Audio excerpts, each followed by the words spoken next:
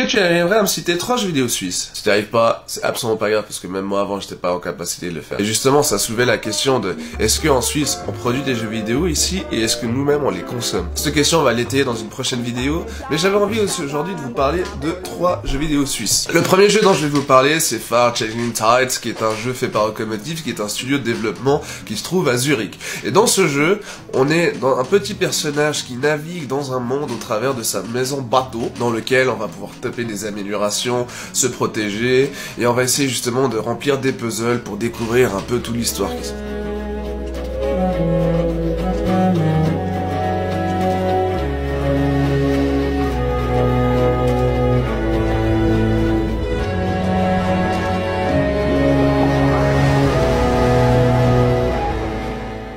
Deuxième jeu, je vais vous parler du jeu de Retime, qui est fait par Maniax, aussi un studio en Suisse alémanique, et c'est un jeu fighting en bullet time, où notre objectif c'est d'abattre notre adversaire en lui tirant des balles dessus, et lorsque notre adversaire a la balle qui s'approche de lui, ou nous-mêmes, et ben on a un halo qui nous ralentit, et on part un peu en mode Matrix.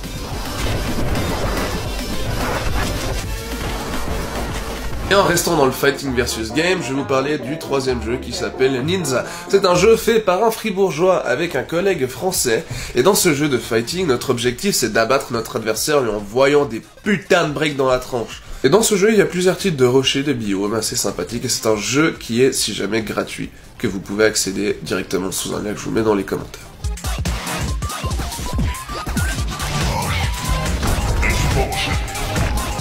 En tout cas, avec Far Changing Tides, Ninja et Retime, tu as 3 jeux suisses. Et maintenant, Pétole,